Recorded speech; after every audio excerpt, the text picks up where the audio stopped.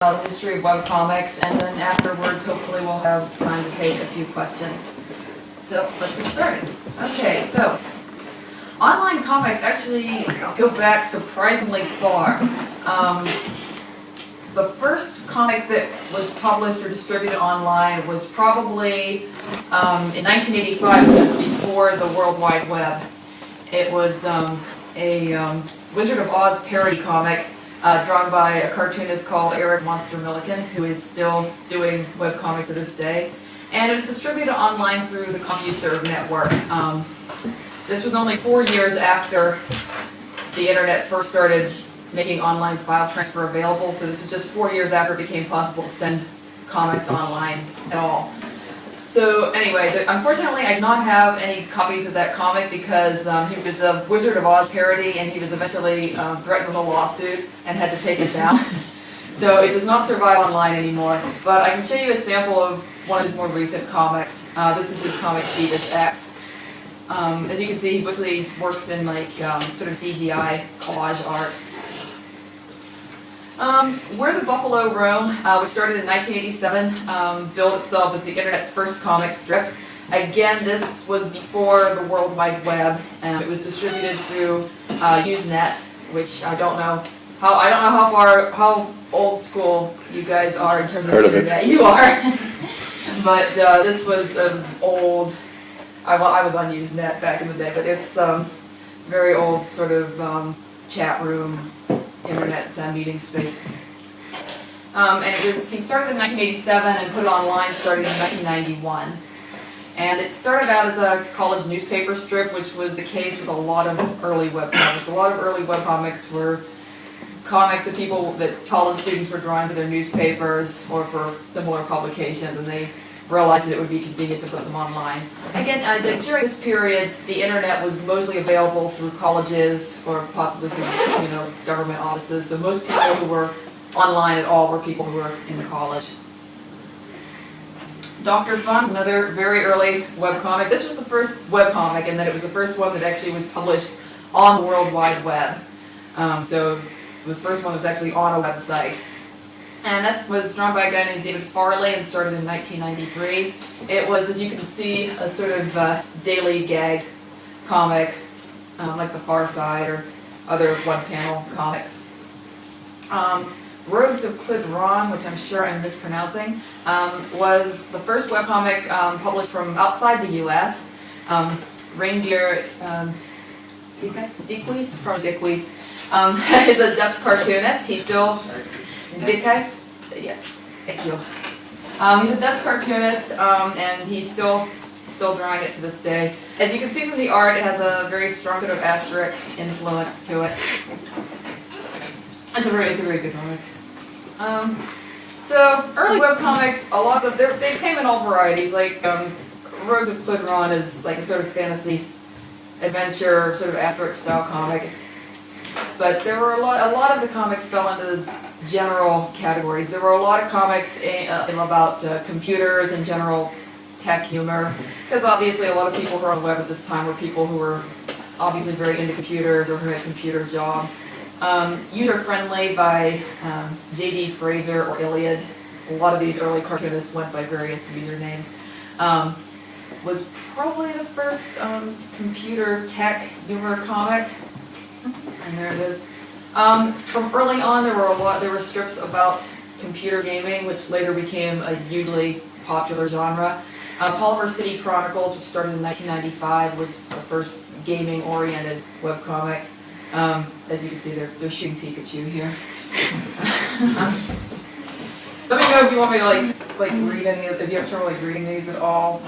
This is all pretty silly stuff. And then there were a lot of strips about general geek humor. Melonpole, originally Mayberry Melonpole, by Steve Troop, started in 1996, and it was about a group of aliens that has a lot of sort of Star Trek humor, Star Wars humor, lots of humor based on various sort of sci-fi TV shows and movies and things.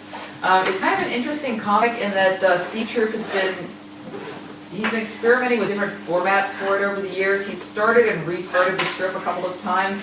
And he also put it in different media, like he made puppets of characters and did it as a traveling puppet show for a while. And I think right now he's trying to put together a sort of homemade movie of it. Nice. So that's probably also one of the first webcomics that started, the creator tried to like port it out into different media. So it's been a webcomic, it's been animated sequences, it's been puppets, strangely enough.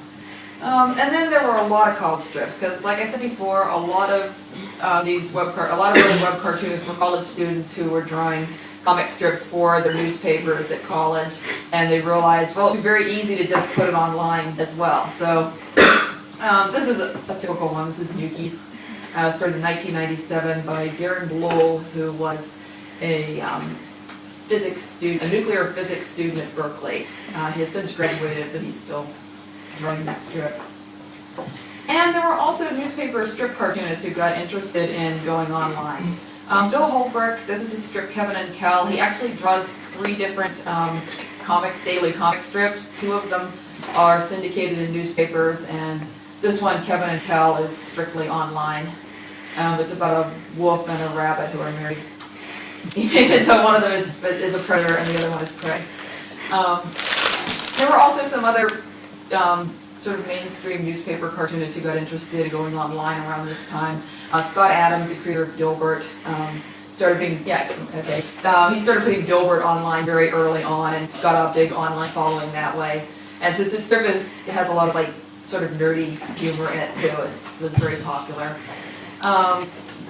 Foxtrot by Bill Amon also went online pretty early, and that was another strip that had a lot of geeky humor in it. So it moved very easily to the internet and to online comics fans. But at the same time, I mean, most of these, as you can see, are basically variations of the sort of American newspaper comic strip format. They're all like sort of 4-panel strips. And there were also strips like 1-panel gag strips like Dr. Fun. So a lot of the formats were copying what was in newspapers. But then there were also webcomics that were a little more experimental and were playing out with the different possibilities that the web offered in terms of format. This is Argon Zark, which was the first webcomic I ever read. I remember this was back around 1995 or 96, and it took about half an hour for each page to load. It was very hard to read webcomics in those days. But this was a sort of adventure comic book style comic, but he started playing around with doing different formats, doing, as you can see, photo collage stuff, putting animation into his panels, and he started doing this very early on, before most cartoonists thought to play around with the possibilities of online publication. Magic Inkwell, Kat Garza is a great cartoonist who's been doing comics online since 1996. And the Magic Inkwell is his website where he just puts a lot of different comics, and he's also experimented with a lot of formats, with animation, with having the panels and the pages go different directions. And then there are comics that were experimental in other ways. Slow Wave has been going on since 1995, and this is a strip where people email in descriptions of their dreams, and the cartoonist Jesse Requa draws a description of their dreams as a 4-panel strip. So as you can see, Jesus came back from the dead to save the Mexican Wrestling Federation. Whenever he finished off an opponent, Jesus would say, "And also with you." Then Jesus showed up at my house, greeting me in a British accent. Hello. Yeah. Jesus, I didn't know you were British. He replied, "I am, in fact, I'm one of the Beatles." "Really?" I asked. "Which one?" Then he punched me out. And said, "And also with you." Yeah, so this is, I mean, the format is like a standard comic strip format, but the concept behind it is just something that could only be done easily online, because people can email their dreams to him, he draws them. He did one of my dreams once. Nice. It's very exciting. He actually does other people's dreams as well? Yeah, it's everyone's dreams. Okay. These are not his dreams. These are other people's dreams. Oh. They email in descriptions and then he draws them. It runs in like weekly newspapers too. But I think it would be a very hard strip to do if he didn't have the internet and didn't have the instant communication over email. So even though it's a simple format, it takes advantage of what he can do online. Actually, he published it through Dark Horse Comics. Yes, yes. Sort of The Night of Your Life, I think, was Yes, the title. yes, The Night of Your I Life. bought it, but I never read it, all of them. It's very good. You should look at Some, it. I read only some pages, one third of the book. Yeah, you should What? check out his website too because he's still drawing it. I think he does it a few times a week. He's added a plot line. Now it's like the same group of characters having these strange dreams. And you should definitely check it out because he did one of my dreams and drew me into it. So, anyway, so we're up to 1995 now, and around 1996, webcomics started really taking off. Between 1996 and 2000, you suddenly went from having maybe a few dozen comics on the internet to having hundreds. This was when I started doing webcomics. I started in 2000. The strip here is Goats, which has been running since 1997 and is a very popular strip. The characters are saying, what are you doing? I'm starting a webcomic about computer gamers. Very popular. But you don't know anything about games. I know that there's an audience out there just waiting to be manipulated. Then he says, why do you need to manipulate an audience anyway? Manipulation is its own reward. And we'll see if that's true. So, again, during this period, there were lots and lots of different webcomics, but a lot of them fell into similar categories. There were a lot of sort of what I'd call serial adventure comics.